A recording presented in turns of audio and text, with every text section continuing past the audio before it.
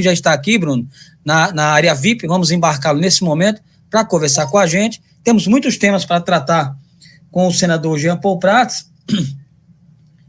Ele tem sido muito atuante lá no Senado, vamos embarcá-lo nesse momento, e que já faz parte, né, já da bancada aí, já tem a carteirinha, né, o green card do Foro de Moscou. Boa tarde, senador. Boa tarde, meus amigos. É verdade, a gente tem aí já participado e até como audiência, né? A gente aqui se informa com vocês também. São sempre debates entre vocês e outros convidados com muita capacidade de análise, não é? Com pertinência dos temas, não é só fofoca, disse-me-disse, isso que é importante. Então a gente acaba também se informando, além de informar a vocês pelo que a gente está fazendo aqui, o que é que está se passando aqui. Eu sempre tenho esse foco, procuro dar esse foco ao mandato, foco de realizações. Estou fazendo meu trabalho aqui, não fico prestando atenção em disse-me-disse. Acho que o importante é a gente ir em frente e aproveitar os 4 anos. Vocês estavam falando aí dessa questão. Eu tenho muita honra, muita mesmo, sem medo nenhum de ser feliz, muita honra de ser senador da República pelo estado do Rio Grande do Norte, que é o estado que me acolheu, que eu escolhi para viver, como outros, muitos políticos também nasceram em outros estados e escolheram o Rio Grande do Norte, e o Rio Grande do Norte é acolhedor, ele não é xenófobo. Então, eu tenho muita honra de representar o Rio Grande do Norte, o estado do Rio Grande do Norte, na casa mais alta da República. Faço muito gosto e quero aproveitar cada minuto, cada segundo de trabalho aqui, por isso desliguei completamente qualquer outra atividade, tenho dado exclusividade total a esse trabalho aqui, e mesmo estando na oposição, ontem foi um exemplo, foi ressaltado inclusive pelo chefe da edição da sucursal brasileira da Bloomberg no Brasil, o Graciliano Rocha, que disse: ontem aconteceu uma exceção do que temos visto na vida política do país nos últimos anos. Civilidade e cooperação entre governo e oposição em torno de um projeto de lei, o Marco Legal das Ferrovias, relatado por nós ontem aqui. Saiu uma linha nos jornais do Rio Grande do Norte, dos blogs e nessas mesas redondas, até agora sobre isso? Esse que é o problema. E a gente vai já falar também sobre isso, para você explicar direitinho esse marco aí das ferrovias. Mas eu queria começar, senador, falando um pouco de um tema que está bastante comentado nesse momento, que é de uma reforma tributária. E está se falando aí da questão do ICMS, principalmente. O ICMS virou o vilão aí da história, principalmente nos estados, por conta do aumento dos combustíveis. E o senhor entende muito dessa parte de energia e de combustíveis. E os estados, eles estão aí já criando, já está havendo uma tensão entre o estado e o presidente da Câmara, que está apresentando um projeto para tentar reduzir a alíquota, ou então usar uma média dos últimos 2 anos no preço do petróleo para poder puxar a base dessa alíquota.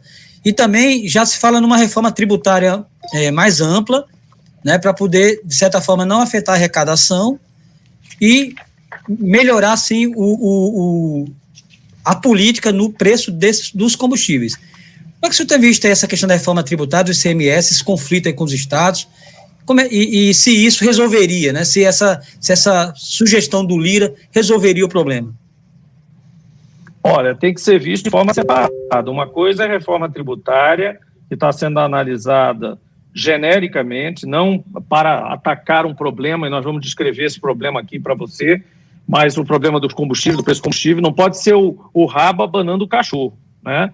Não é porque o governo federal quer manter blindados os interesses de importadores de combustíveis e acionistas minoritários da Petrobras que especulam com a ação da estatal, que a gente tem que mudar todo o sistema tributário nacional em torno deles. Isso aí é uma distorção absoluta e absurda, né? Lembrando que a alíquota do ICMS dos combustíveis é uma das principais parcelas de receita dos estados, isso é aquecido no Pacto Federativo, quer dizer, um acordo entre todos os entes que compõem a União, de que os estados podem e devem tributar, e tem níveis diferentes, enfim, entre eles, mas é uma das principais receitas do estado.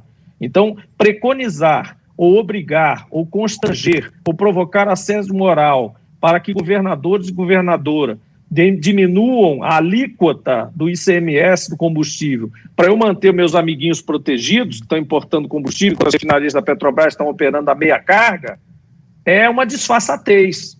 Então, isso não pode ser isso que vai fazer o drive da reforma tributária. A reforma tributária é outra coisa, vamos tratar de imposto de renda, harmonizar algumas alíquotas, modernizar a incidência, desburocratizar o sistema de pagamento e fiscalização dos impostos. E, no caso do ICMS, a alteração principal, preconizada por praticamente todo mundo, é levar o ICMS para o consumo de fato, que ele é hoje em cima do produtor. Então, se você produz esse controle remoto aqui, por exemplo, em São Paulo, né, o beneficiário é o estado produtor desses produtos industrializados, esse grampeador, qualquer coisa produzida, beneficia quem produziu o produto, né? O que se quer fazer é que vá à ponta do consumidor. Então, para alguns estados dá igual, porque eles são tanto produtores quanto consumidores em grandes volumes.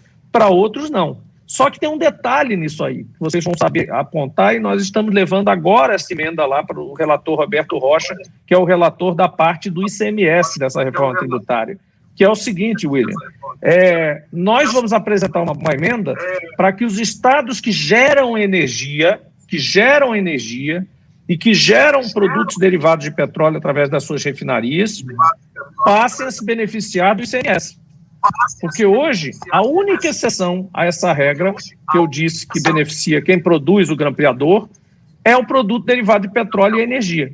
Para resumir, hoje todo mundo paga imposto na origem do produto, menos a energia e o combustível que é pago no consumo da energia e da gasolina.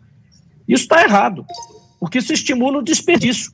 Cada prédio que fica aceso em São Paulo, aceso a noite inteira, sem ninguém, vocês já estiveram em São Paulo, vocês olham lá, está lá aqueles prédios acesos, naquelas avenidas, aquilo beneficia o governador de São Paulo. Quanto mais ele consumir energia, mesmo que seja desperdício, mais ele arrecada. Isso é completamente disparo de tudo que tem no mundo de impostos sobre energia. Nós queremos que o imposto do ICMS da energia fique, pelo menos em parte, a nossa proposta é que seja metade, para não haver uma ruptura, uma revolução completa, e aí não viabiliza a tramitação do projeto, que seja meio a meio. Metade vai para gerador, metade vai para o consumidor da energia. Mas nós temos direito a essa receita. Nós, o Maranhão, o Piauí, a Bahia, o Pará, porque em 88, quando se decidiu isso, os estados produtores de energia eram muito poucos, eram só os grandes detentores de hidrelétricas. Agora, o Rio Grande do Norte exporta 2/3 da energia que produz. O Piauí é exportador de energia, não tinha 1 megawatt instalado. Então mudou a configuração política também dos estados que têm interesse nessa inversão de polo do ICMS da energia. Então, desculpe aqui se eu enveredei aqui para um assunto muito específico, mas é porque ele diz respeito especificamente ao Rio Grande do Norte. O potencial de arrecadação nosso de ICMS na produção de produtos derivados de petróleo da refinaria Clara Camarão e na produção de energia eólica, que a gente exporta 2/3 do que produz, é gigantesco. Nós estamos fazendo o cálculo para respaldar o produto, mas já estamos mandando a emenda para que ninguém se antecipe e apresente uma coisa pior. Bruno? Senador Jean Paul, vamos voltar para essa questão do marco das ferrovias. O que é que muda e o que é que vai beneficiar o Rio Grande do Norte nesse projeto? Bruno, quando eu fui aqui, atravessei o corredor do meu gabinete e fui em 2019, abril de 2019, encontrar o meu companheiro de Senado e, à época, também novato na casa, Marcos Rogério, hoje muito conhecido pela CPI, mas, na época, um senador de Rondônia que acabava de chegar aqui como eu fui conversar com ele porque ele era presidente da Comissão de Infraestrutura aqui do Senado, era governista já, claro, pelo DEM, mas fui dizer a ele, olha, Marcos, eu queria, por acaso eu vi esse projeto de Serra aqui, eu queria recuperá-lo, colocá-lo em limitação e queria assumir a relatoria desse projeto. Eu disse, mas você é do PT, você, como é que... Eu disse, olha, você não precisa ter medo não, que eu não vou pegar o projeto para enterrar não, nem para atrapalhar o governo. Eu vou fazer um projeto organizado, quero pegar isso para transformar num marco legal.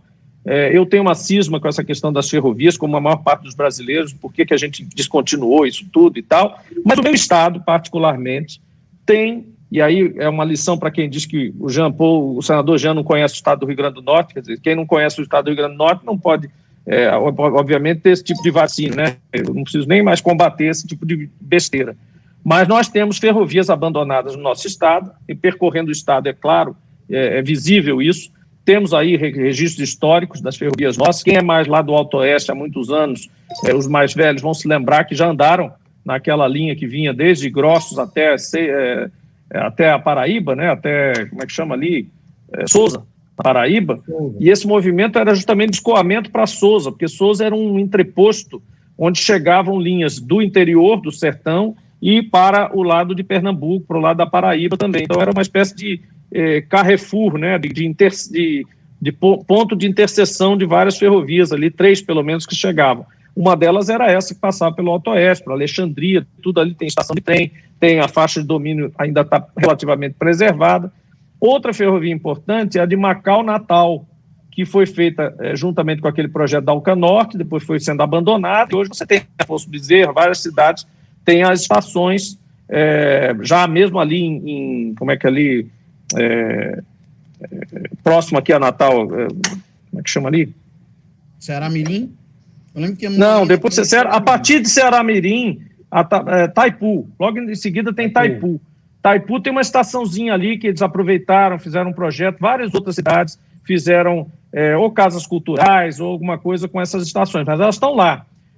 Ceará-Mirim é até onde vai a rede da CBTU, porque a CBTU pediu permissão ao concessionário que abandonou esse trecho ferroviário para usar ali. Foi feito um acordo entre a CBTU e a concessionária, que ainda existe, ainda é concessionária, é a mesma da Transnordestina.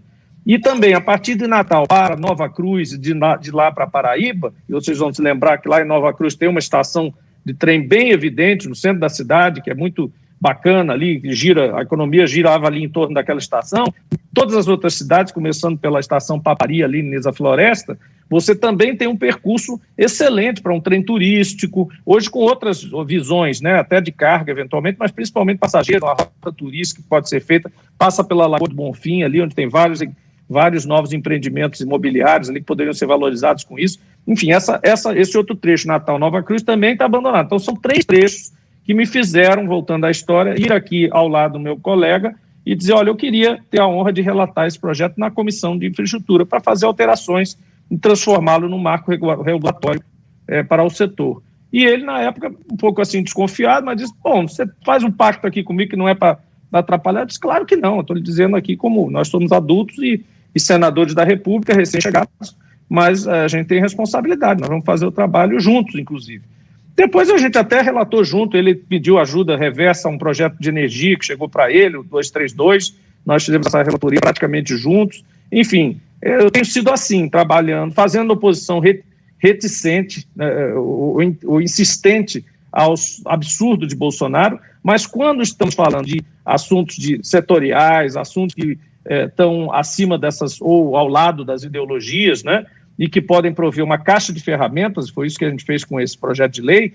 Na verdade, você consegue ali colocar concessões, autorizações, usuário investidor, novidades regulatórias que vão estimular investimentos parciais e não tão comprometedores, outros menos regulados, mas igualmente submetidos à agência reguladora. Enfim, uma diversidade de instrumentos que o ministro mais de esquerda pode usar, o ministro mais de direita pode usar, e o setor em geral pode dispor também e ajudar o próprio governo a organizar a sua política setorial. Foi isso que nós fizemos. Hoje, então, estão disponíveis uma concessão modernizada pelo projeto que nós apresentamos, que é um substitutivo ao projeto Zé Serra, uma autorização ágil, moderna, também concedida diretamente ou por chamamento público, figuras como usuário investidor, que é, por exemplo, o cara que tem interesse em carregar carne num trem que é de soja, e ele pode entrar apenas como investidor no módulo de carne, né, faz os investimentos de refrigeração de vagões, etc., ele vira só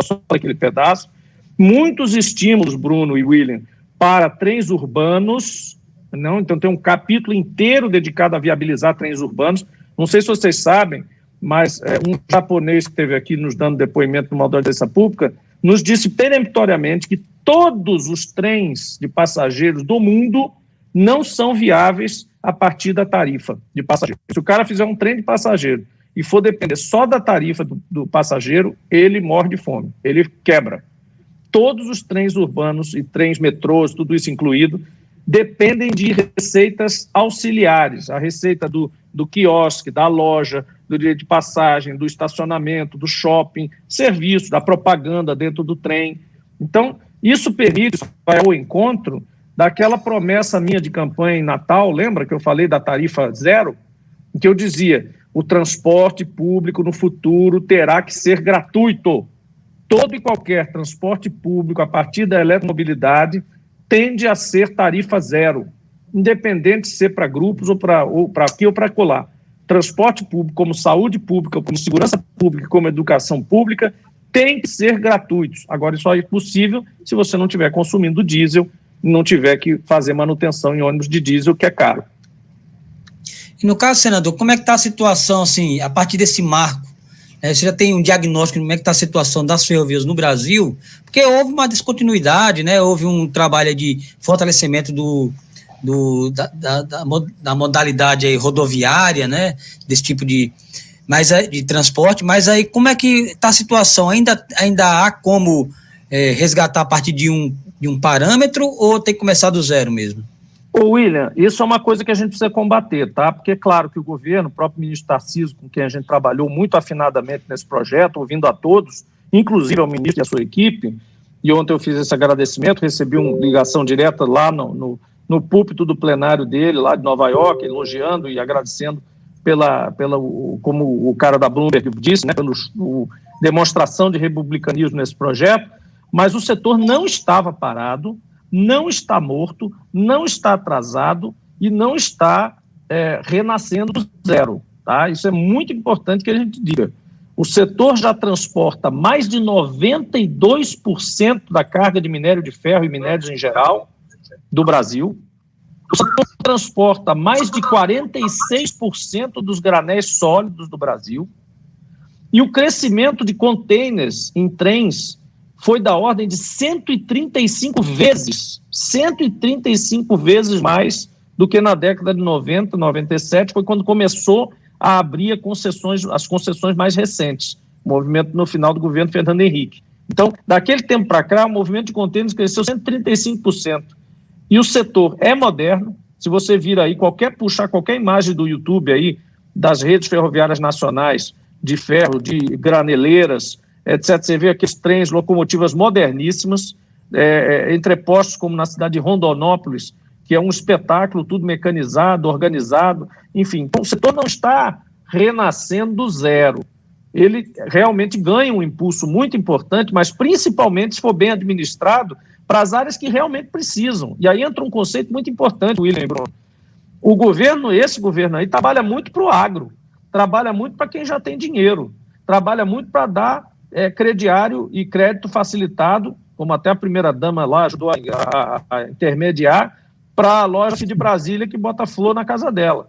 Mas não ajuda necessariamente um empresário ou um empreendedor do Rio Grande do Norte a recuperar a ferrovia lá de Grossos para Sousa, na Paraíba, que seria a redenção da região do Alto Oeste e do Médio Oeste do Rio Grande do Norte, que hoje tem produção, sim, importante e pode escoar tanto lá por cima quanto pela ferrovia transnordestina. Nós precisamos repensar a nossa logística de forma a nos conectar com a transnordestina, a nova transnordestina, que inclusive vai se desenvolver também em função desse projeto de lei. E para terminar, dizer, a grande medida técnica de crescimento do setor ferroviário se dá em tonelada transportada, né, que chama TU.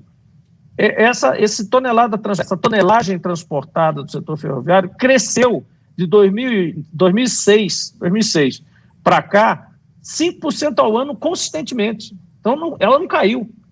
Esse trauma que a gente tem das ferrovias vem do Juscelino, daquela política na época das multinacionais de automóveis que queriam montar suas montadoras aqui, Volkswagen, Ford, tal, quando vieram, elas fizeram essa exigência tácita, né? Não botaram isso no papel, mas disseram, olha, meu amigo, a gente vai botar montadora de carro aqui, né? Vai crescer o ABC, vai crescer tudo isso, vamos ter que diminuir aí essa impedância dessas ferrovias, porque a gente vai ter que começar a usar mais frete rodoviário. Era a época do FENEME, né? Dos grandes caminhões, a Alfa Romeo investiu aqui também, enfim. Então a gente fez essa digressão, só que parece que ela foi um pouco exagerada, né? Porque deixou de também investir nas ferrovias, mas da década de 90 e principalmente do ano 2006 para cá, houve legislações e houve atitudes que melhoraram e aumentaram tremendamente a eficiência desse setor. E agora a gente só vai aprimorar ainda mais, principalmente para projetos urbanos e projetos pequenos, de escoamento pequeno, como as nossas ferrovias. É bom se dizer que no projeto original não havia capítulo de ferrovias abandonadas, tá?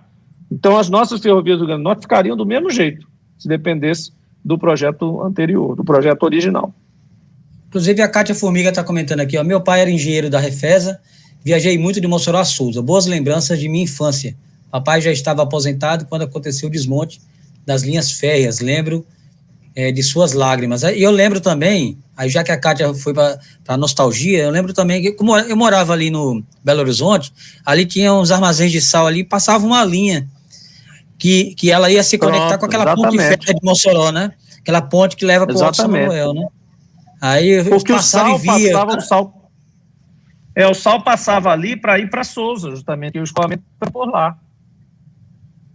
Exato, eu lembrava e ficava, às vezes andava, eu gostava de andar em cima da linha, né, me equilibrando, era criança, ficava me equilibrando em cima da linha ali, e a Estação das Artes, que hoje tem os eventos, né, era a estação da era uma estação de trem.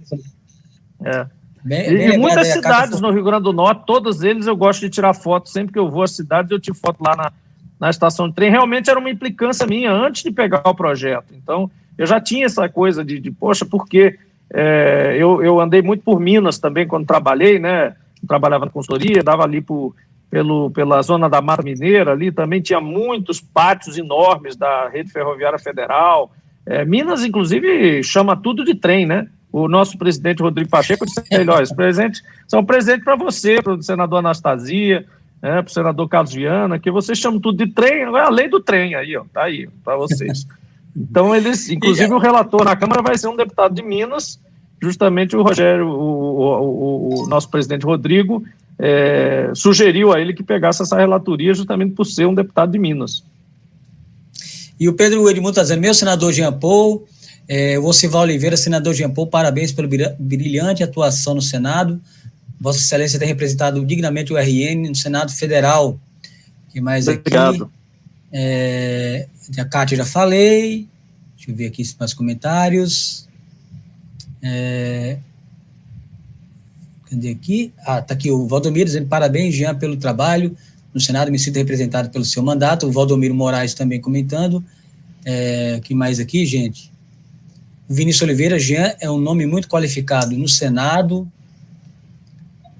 E o Bruno Castro, parabéns pelo trabalho realizado até aqui, senador Jean Paul, já considero um dos melhores que o nosso estado já teve, né? E o senador aí está no páreo aí para o ano que vem, né? Já a gente vai falar sobre isso aí. Já com vai certeza. Falar sobre isso. Vamos falar sem problema nenhum. Mas antes de a gente entrar nesse tema das eleições, vamos continuar falando um pouco sobre a questão ferroviária. Você falou muito do potencial econômico que isso vai trazer, principalmente no transporte de cargas. Mas eu penso muito também na mobilidade urbana. Isso é contemplado também no marco, facilita também cidades de médio porte, como Mossoró, por exemplo, a ter transporte ferroviário para circulação de pessoas na cidade, sim?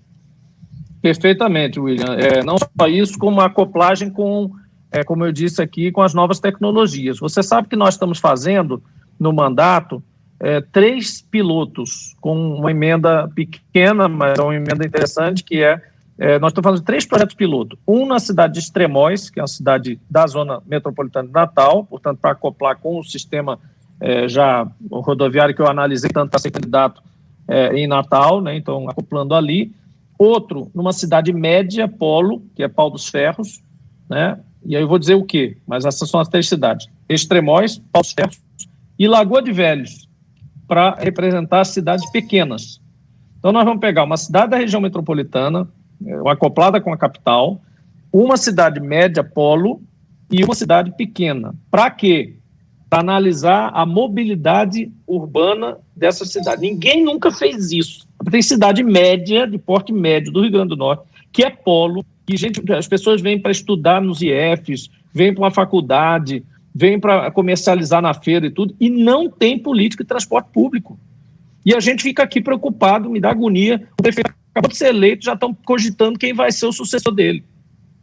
Quem vai querer disputar na próxima eleição, quem vai ser o vice, que coisa menos importante do que ficar discutindo no primeiro ano de um cara quem vai ser o vice do candidato contra ele na outra eleição. No entanto, ônibus, mototáxi, transporte público, política de mobilidade, inclusive para pessoas com deficiência, não estão na pauta da maioria das pessoas. Então, nós estamos pautando. Cada vez que entra o prefeito aqui, eu pergunto, e aí, o que é que você tem nessa área e tal, etc. Olha, nós estamos fazendo 3 estudos, uma cidade grande, uma cidade média, uma cidade pequena, para estudar o que é que tem de novo, né? Da mesma forma que teve a eólica para energia, tem agora a eletromobilidade, tem mobilidade mesmo com carburante, não tem problema. Mas a gente precisa regular essas coisas, precisa estimular essas coisas, precisa atender a uma tarifa próxima de zero para as pessoas se movimentarem nas suas cidades. Lagoa de Velhos, por exemplo, é uma cidade que tem gente que mora de um lado da cidade, uma cidade pequena, de um lado da cidade nunca foi ver o outro lado da cidade, porque tem que ir andando, né, uma pessoa de idade, eventualmente com a sombrinha, aquela situação típica, gente que não, só viveu no seu próprio bairro. Né? Quantos vocês conhecem desses exemplos? Mossoró mesmo tem alguma política de mobilidade mais séria, mais organizada, linhas regulares de ônibus, transporte público organizado, tarifa regulada, etc. Não tem. Então, assim, isso aí é uma coisa que a gente precisa pautar estadualmente, no nível estadual como um todo. Mas é uma pauta praticamente de prefeitos. Só que nesse caso, realmente, uma andorinha só não faz verão. O prefeito sozinho não consegue fazer nada. A gente precisa ajudar, e é por isso que o senador Jean aqui se dispôs a ajudar fazendo 3 projetos piloto, né, com a ajuda de indústria, com a ajuda de quem quiser, Ministério Público, o governo do Estado, todo mundo que quiser ajudar é bem-vindo. Nós vamos fazer essa experiência e vamos entregar. Olha, está aqui, para a Lagoa de Velhos, o ideal é fazer assim, assim, assim.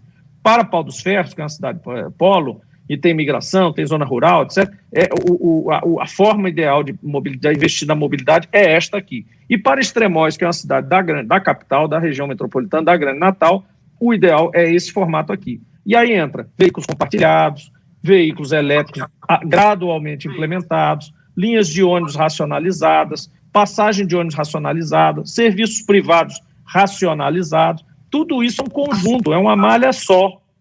O consumidor, quando vai escolher se vai pegar um Uber com 4 pessoas para ir à praia ou se vai pegar o ônibus, ele faz o cálculo. E em Natal, hoje, se você sair da Zona Norte e for para Ponta Negra, na praia no domingo, e você pegar 4 pessoas com você, é mais fácil pegar o Uber, é mais barato pegar o Uber do que o ônibus. Isso está errado.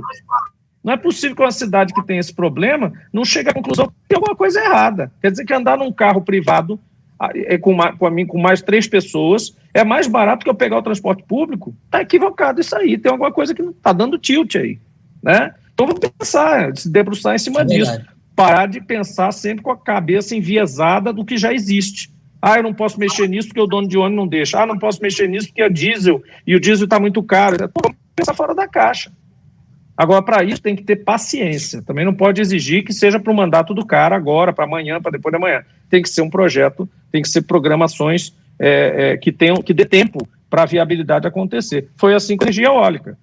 No começo, as pessoas, em 2003, faziam troça. Diziam, porra, Jean, você veio aqui vender ilusão, você é o Rasputin de Vilma, você é membro da CIA, está aqui para espionar o Rio Grande do Norte e levar as informações para o Clinton, sei lá, inventaram 1000 coisas. E isso que eu estou falando foi sério, saiu no jornal.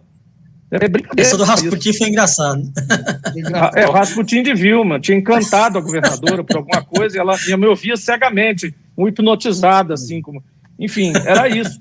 E em 2003, aí a gente falou, poxa, mas isso vai dar certo alguma hora, vamos botar isso no leilão, tá lá. Sabe quando foi acontecer? Em 2008.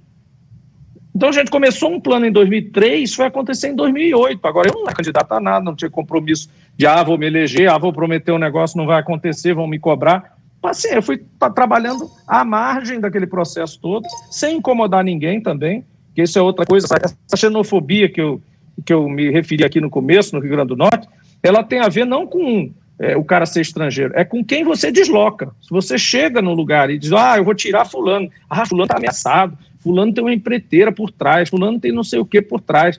Não tinha nada por trás, eu queria só morar no Rio Grande do Norte, porque eu estava cansado do Rio de Janeiro, quando eu morava em Santa Teresa, e tinha tiro na minha cabeça o tempo todo, e eu com 2 filhos pequenos. Eu só tenho que ter um plano B, eu vou para um lugar que tenha petróleo, que é o que eu sei fazer, energia, e praia que eu gosto, e duna que eu gosto. E interior seco e quente. Eu gosto de calor, não quero morar mais em lugar frio. Eu morei em lugar frio, um monte de lugar frio pra caramba aí na época que eu estudei, e eu tinha feito uma promessa que não ia morar nunca mais em lugar gelado. Então, também tem um abuso do lugar frio. Frio é só horrível. Pra passear. Exatamente. Fez um friozinho, tá bom, para passear tá ótimo. Meus amigos, só para descontrair, pior do que esporte de inverno, é uma coisa mais sem graça que esporte de inverno. O cara cai e se quebra todo. O cara passa a vida inteira na Fórmula 1, correr não sei quantos por hora, aí vai se quebrar no esqui. Entendeu? Eu falei dessa questão da mobilidade. Só um momentinho, Bruno, eu passo para você. Eu falei da mobilidade nas cidades, porque eu lembrei do caso de Juazeiro do Norte, né? Que lá tem um trem também, em Juazeiro, né? Tá ouvindo, senador? Estou ouvindo. Fiz alguma coisa. Acho que o senador aí desconectou. Já ele entra novamente. Que eu lembrei o caso lá de Juazeiro, que também tem um trem, sim, uma espécie de metrô de superfície. Vamos ver, ele está conectando, vamos entrar aqui novamente. Vamos lá. O Cátia Formiga, venha para Mossoró, senador. Aqui é garantia de calor o ano inteiro. Mas tem gente que ainda fala que está na primavera, viu, Cátia? Tem gente que está dizendo que a gente está na primavera e em janeiro o pessoal vai veranear, né? Esse pessoal que está falando isso aí não sabe que eu já morei em Mossoró. Ninguém sabe disso. Eu sou cidadão mossoroense desde 2005. Foi a primeira cidade que me acolheu. Eu trabalhei aí por conta do petróleo. Conheço Mossoró demais. Eu estava dizendo, senador, que eu tenho um caso de... Tremendamente de ficar um tempo em Mossoró, sem problema nenhum. Inclusive, se eu um compromisso aqui que eu faço, se eu for eleito para 8 anos aí no Senado, certamente passarei uma parte do mandato morando em Mossoró para ficar bem pertinho de Mossoró. Acho que dá para dividir o mandato perfeitamente. E não é nenhum sacrifício, não. Pelo contrário. Bruno. Senador, a gente está com um tempinho apertado para a entrevista, que tem outros temas para a gente abordar que a gente não pode deixar para amanhã, mas tem um assunto que eu acho que a gente tem que falar, que é a questão de Paulo Guedes. O requerimento, seu outro foi aprovado. Você tem rendido muitas pautas, diga de passagem, até para a gente poder ver aqui. Eu me esforço, né? Eu me esforço para criar. Porque às vezes eu tenho que tapar anúncio do povo. Mas é porque a mídia natalense, ela invisibiliza, viu, Bruno? Não é isso? A mídia é para furar o bloqueio. Para furar o bloqueio. Aí você sai na CNN, Jornal Nacional, e não sai em Natal. Não sai não, em Natal não sai. Eu tento, como eu trabalho só, e eu sou meio metódico, eu tento botar pelo menos uma matéria por dia por político. Só que ontem, meu amigo, você estava com 3 pautas. Para você ver como a gente é omisso, né? Teve um aí que saiu, o ministro aí saiu... Eu já tenho fama de petista. Aí é demais. Mas o que eu posso fazer, se aqui o agito é esse? É isso mesmo, o Senado aqui, se você estiver 100% dedicado aqui e não tiver vergonha de estar no Senado, nem estiver incomodado por isso, você tem muito trabalho. Aquela história que o Senado é o céu, eu sempre digo para isso. Não pense que o Senado é o céu, que aqui não é lugar para aposentar ninguém, não. Gente que foi, o cara é velhinho, gente boa, foi governador, foi não sei o quê, foi isso, foi aquilo, ministro, não sei das quantas, botar no Senado. O Senado não é rebutalho para aposentar ninguém. Também não estou aqui fazendo nenhum, em detrimento de nenhuma questão de idade nem de presença. Pelo contrário, o bom do Senado é que você tem pessoas, companheiros aqui, que foram governadores, que foram ministros, que foram altos dignatários, né, de mandatos populares e mandatos ministeriais, e isso é que faz do Senado essa casa de filtragem, né, quase perfeita, né, onde não passa muita coisa na base do abafa. Né? Isso é muito bom. Eu estou muito honrado de estar aqui. Por isso que eu comecei... Senador tem detalhe... Não é jogo fácil, não. O Senado mostrou como ele funciona como filtro para evitar loucuras. O Senado... muito do seu... coligações. O Senado deu uma grande contribuição à política brasileira esse ano, que foi barrar as coligações. Peraí. Não é só coligação, não. Teve uma mini-reforma trabalhista que a gente barrou agora e teve aquele projeto que foi para gaveta, aquele projeto picareta das vacinas privadas, que era do Luciano Hang e da galerinha ali que queria comprar vacina para eles mesmos vacinarem os empregados e saírem na frente da concorrência. Senador, eu ia perguntar outra coisa, mas acabei me lembrando de duas. Um telespectador aqui, uma pessoa da audiência qualificada, tinha perguntado sobre um projeto que o senhor votou contra a educação. E outro dia, uma pessoa da minha família estava me perguntando sobre o seu voto contra o saneamento básico. Esclareça aí essas duas histórias. Vamos lá. Eu expliquei para a pessoa... Primeiro projeto. Família, eu expliquei, ela entendeu, mas é melhor o senhor explicar. É preciso entender qual é a estratégia desse governo. O governo foi eleito pelas fake news. Então, ele trabalha também com fake news nos projetos que apresenta. Como é que ele apresenta o projeto? Ele fala uma coisa, bota uma frase bonita no projeto e faz um projeto horroroso. E aí, quando você vai contra o projeto, diz, tá votando contra a educação. O exemplo é esse. Por exemplo, esse projeto da educação era o seguinte, volta às aulas, um projeto perfeito, arrumadinho, protocolos para voltas às aulas. Aí o governo pegou, a deputada lá do governo, uma daquelas lá da bancada de choque lá no governo, aduziu 2 artigos no começo do projeto. Ela pegou o projeto todo, puxou para baixo, projeto que era muito bom, e botou 2 artigos. Um deles dizia o seguinte, a educação é um serviço essencial. Isso, para quem não entende do assunto da educação, não diz nada. É óbvio, é claro que é um serviço essencial. Mas para pensar, a educação não é um serviço. A educação é um direito fundamental garantido pela Constituição. Nada de serviço. Então, se eu deixo passar uma lei que no primeiro artigo, mesmo com todo o mérito embaixo, coloca, eles aproveitam para insetar ali um conceito novo, anticonstitucional, que diz que a educação é um serviço, está lascado. Já começou o primeiro caminho para a voucherização da educação. A educação pública passa a ser um serviço. É essencial. É óbvio que é essencial. Outra coisa, atividade. Aí tem a segunda palavrinha que é essencial. Quando você caracteriza uma atividade ou um serviço como essencial, isso afeta o direito de greve. Isso afeta uma série de obrigações trabalhistas, uma série de coisas na lei trabalhista que não estavam ali, está nas entrelinhas. Então, para ser senador da República, é preciso também ter assessoria competente e ser um bom escrutinador de entrelinhas, porque nas entrelinhas que está o perigo. Quando você falou só essa frase, é um serviço essencial, a maior parte do incauto diz, é óbvio, como é que o senador pode ser contra a educação ser um serviço essencial? Primeiro, porque não é um serviço. Segundo, pelo fato de usar a palavra essencial, fundamental ou outra coisa qualquer, importante, relevante, você automaticamente reenquadra a categoria dos professores. Então, ali tinha 2 pegadinhas numa frase curtíssima, 3 palavras. Veja como é perigoso. O saneamento, a mesma coisa. Uhum. Ninguém votou contra o saneamento. O saneamento já é privado e privatizável desde a década de 90. Não havia novidade nenhuma naquele projeto. Aquele projeto não é um marco regulatório. Ele não estabelece definições técnicas novas, ele não estabelece um órgão regulador novo, ele não estabelece um instrumento de outorga novo, como é o caso das ferrovias, que a gente explicou aqui agora. Portanto, ele não tem características, que são as 3 características que caracterizam um marco regulatório. Nenhuma dessas 3 características era preenchida por aquela lei. Aquela lei era simplesmente para vender a SEDAI e para vender empresas de água estaduais, que perderam o valor a partir do momento do segundo dia da lei. Segundo dia da lei, a CAERN passou a valer praticamente a metade do que valia, porque os contratos dela foram encurtados, ela não poderia renovar contratos que ela já tinha, contratos de programa, um nome esquisito, né? Contrato de programa, mas é isso, entendeu? Enfim, ela cortada nas suas possibilidades de renovar aquilo, e todas as outras estaduais também, passaram a valer menos, ficaram ali à mercê da compra. Aí a gente fez um destaque, o projeto só passou por causa daquele destaque. O líder do governo veio e disse, olha, com esse destaque, as companhias estaduais estão garantidas. Estão garantidas. Pode votar aí.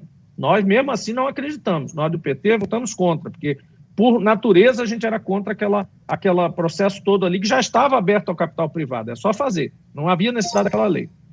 Aquela balela de que a gente é contra...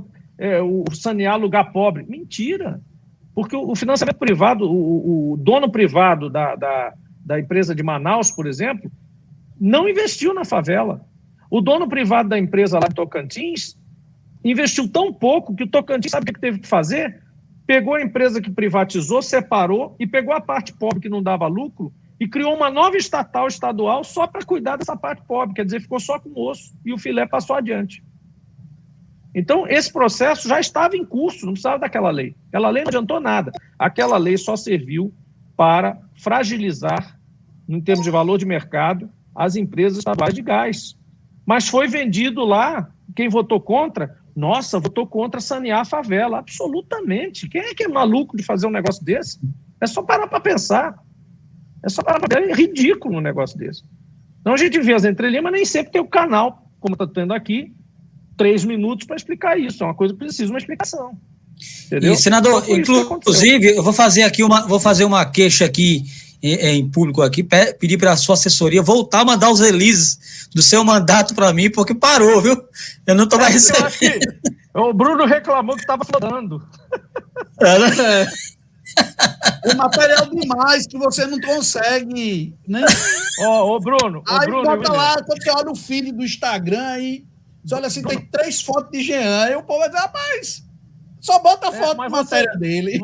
Vocês têm que mandar. E eu tenho uma para aqui em casa que eu não posso publicar mais do que 9 matérias. Vocês a mulher vai dizer que eu estou trabalhando mais do que devia. Vocês têm que dar esse depoimento para o ministro que chamou a bancada do Senado de omissa. Sim, é verdade. Senador, vamos aproveitar aqui, já nos finalmente, falar um pouco das eleições. Como é que está o estágio aí, o status também das suas movimentações em torno das eleições do ano que vem? Você está no páreo? Tem tido respaldo da governadora, também do ex-presidente Lula? Porque o ex-presidente Lula vai ser um fator importante também para qualquer candidato que estiver do lado dele, né, nas eleições do ano que vem. E, claro, o senhor está do lado dele. Então, como está, vamos dizer assim, o andamento aí dessas preparações para as eleições do ano que vem? Ô, William e Bruno, eu estou muito tranquilo, como vocês podem ver, em relação a isso. Eu não tenho pretensões de sair candidato a qualquer coisa por conta de compor chapa ou atrapalhar a trajetória política dos meus companheiros que estão fazendo mandatos brilhantes e de outros que vão compor nominata do PT. Eu estou na vaga do Senado e estou fazendo o meu trabalho. Estou aqui ocupando a cadeira honrosamente, como eu disse desde o início, de representante do Estado do Rio Grande do Norte no Senado Federal. Me sinto muito bem fazendo isso, aprendi o trabalho aqui, tenho o respeito dos meus 80 colegas, não tem nenhum, pode citar qualquer um. Do Jacques Wagner ao Heinz, todos me ouvem, todos me escutam, todos me respeitam. Em 2 anos e meio de mandato, isso é raro. Em 2 anos e meio de mandato, eu sou líder da minoria no Senado, e líder do PT no Congresso Nacional, 2 vezes membro da CMO titular e hoje relator de Minas e Energia da CMO. Então, assim, isso é um esforço que a gente faz de convivência, de trabalho conjunto, de cooperação, ajudando, inclusive parlamentares até da oposição a nós, ou mesmo nós oposições a eles, a relatar projetos importantes, como eu acabei de relatar aqui com esse caso do setor elétrico, do senador Marcos Rogério, e outros casos. Então, a gente conquista respeito, conquista diálogo e consegue fazer as coisas andarem. Inclusive, em relação a relações internacionais, eu desenvolvo relacionamento, o mandato do Senado dá isso também, relacionamento com os outros países, com embaixadores de outros países. Nós temos alianças já sendo costuradas desde o início do mandato com países escandinavos para o offshore eólico, com a França, com a China, com os Estados Unidos, em relação ao histórico aí da Museu da Rampa. Então, muitas coisas a gente vem fazendo em relação a relações exteriores, que é um papel também do senador, representar os estados perante países estrangeiros. Então, eu estou muito tranquilo em relação a essa função. Acho que, estando na cadeira, eu posso dar o luxo de me movimentar um pouco mais tarde, porque todo mundo está disputando a disputa da cadeira, imagina.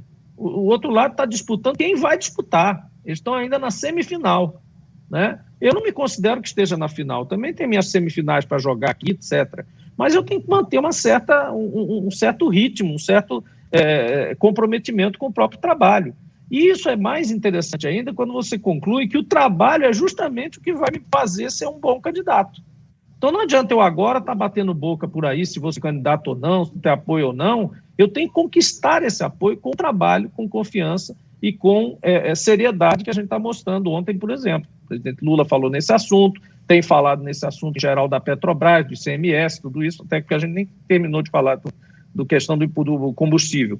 Mas, enfim, são questões importantes que eu tenho participado como protagonista da discussão, né? E todos sabem disso. A governadora Fátima sabe que conta comigo como parceiro, é o mandato que mais dedicou dinheiro para o Estado, né, para as secretarias de Estado, principalmente na saúde, é um mandato parceiro, jamais deixei de ser o parceiro preferencial e principal da senadora a quem eu substituí. Acho que isso é uma obrigação minha, mas mais do que isso, é um compromisso natural de quem sucede o outro na cadeira, né? Então, eu tenho sido fiel, leal, cooperativo, produtivo e estou mostrando meu trabalho. Ah, mas quando é que vai aparecer na pesquisa com mais de X% contra fulano e ciclano que já foram candidatos zilhões de vezes?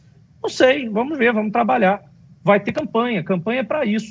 Eu não estou em campanha. A campanha ainda vai acontecer. E nela eu mostrarei trabalho, competência, assiduidade, compromisso com o Estado, conhecimento dos assuntos técnicos e assuntos políticos do Estado também. Eu vou ter a oportunidade de fazer isso. Se der certo, ótimo. Se preferirem outra pessoa, não tem problema. Eu tenho minha vida tranquilo, não tenho necessidade de ter cargo, de estar em cargo público. Então, por isso que eu estou muito tranquilo em relação a isso.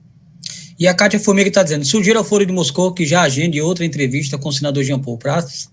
Gosto muito de ouvi-lo. Bruno, tem mais alguma questão ou podemos liberar o senador? Não, eu teria só uma rápida pincelada aí sobre Paulo Guedes. O senhor que entende bastante... Não, Paulo Guedes é o seguinte, a oportunidade que a gente está tendo você veja, olha como é interessante, nós fizemos um requerimento, nós fizemos a defesa lá na Comissão de Assuntos Econômicos.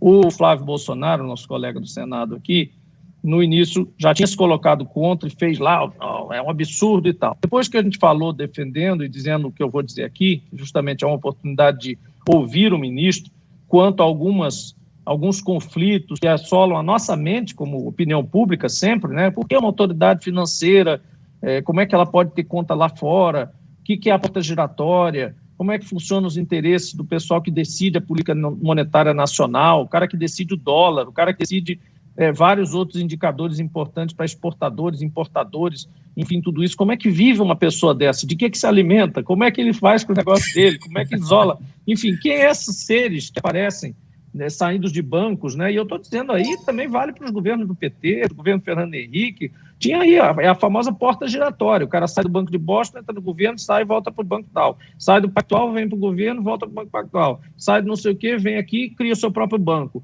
Sai não sei o quê. Então, como é que funciona isso, né? Nós estamos todos à mercê dessa política monetária, econômica, etc., determinada por esses caras, e de repente você resolve... ou sai uma reportagem internacional de mais de 100 jornalistas de altíssimo nível e mostra que o ministro brasileiro é um dos poucos de países aí que ainda mantém empresas offshore, ou seja, tem o seu dinheiro imune às políticas que ele mesmo preconiza para os brasileiros. Então, como é que faz? Inclusive, tem até senador, tem até um colega meu que disse assim, que o Paulo Guedes, o investidor Guedes, não investe no país onde o ministro é o Paulo Guedes, né? É a mesma coisa, exatamente. Mal comparando, é aquela diretora de escola que bota o filho na outra escola, né? Não confia na própria escola, ou o comerciante que não compra a mercadoria dele mesmo, né? Compra mercadoria para vender para os outros, mas na hora que vai consumir, compra alguma coisa em outro lugar. Então, assim, é extasiante e é intrigante. E por ser intrigante, nós queremos ouvir, sem problema, ninguém vai crucificar o cara, vai explicar lá. O Roberto Campos Neto, por exemplo, é um camarada muito competente, muito razoável. Inclusive, ele acabou sendo arrolado também, só que ele teve uma diferença, ele explicou o processo dele. Ele passou pela sabatina do Senado e ele mostrou as contas e disse que tinha parei de operar e tal, eu tinha uma conta aqui e tal, enfim. Então, é uma situação mais suave. Mas como resolveram colocar ele no meio do saco, a gente não tinha pedido, pedimos o Paulo Guedes, não pedimos o Roberto, mas vem os dois. E vai ser uma ocasião para explicar isso, e a opinião pública entender. Se eles explicarem a contento, ótimo. Se não explicarem, a gente vai usar isso como subsídio para mudar a legislação, para garantir uma certa quarentena, uma proteção para conflito de interesse e tal, etc, etc. Então é construído do mesmo jeito. Resultado, no final, o próprio Flávio Bolsonaro entrou lá de novo e disse, olha, eu acho legal, vamos apoiar, desde que seja convertido em convite em vez de convocação, eu apoio também. Saiu em consenso o convite ao ministro Paulo Guedes para explicar a situação. Muito bem, senador. Eu queria agradecer sua participação no Foro de Moscou, já deixando aí um convite em aberto para uma próxima conversa. Temos muitos assuntos, né? Muitos assuntos para tratar aqui, e é sempre um prazer contar com a sua presença aqui no Foro de Moscou e também a gente sempre se encontra por aí na Rádio Difusora, no Política em Debate, né? Sempre está aqui participando. E peço, né? Volto a pedir aí a assessoria do senador Jean Paul Prats que continue enviando um material para mim, viu? Que eu estou recebendo, parei de receber. Pode deixar, viu, senador? Agradecer a sua... dar a sua caixa aí. Agradecer a sua presença, senador. Estamos à disposição aqui, tanto o blog do Barreto, quanto o blog William Robson e o Foro de Moscou. Obrigado, William. Obrigado, Bruno. Continue com o trabalho excelente que vocês fazem. E da nossa parte, sempre vai ter um tempinho aqui para conversar com vocês, porque é muito importante. Tanto o nosso trabalho aqui não vale muita coisa se ele não for explicado para as pessoas. se você continuar, Bruno, como tendo duas pessoas que acreditam realmente que a gente está lutando contra a educação, contra o saneamento. A gente tem que ter oportunidade para explicar essas coisas, porque aqui nem tudo que parece é o que é. É verdade. É isso aí. Obrigado.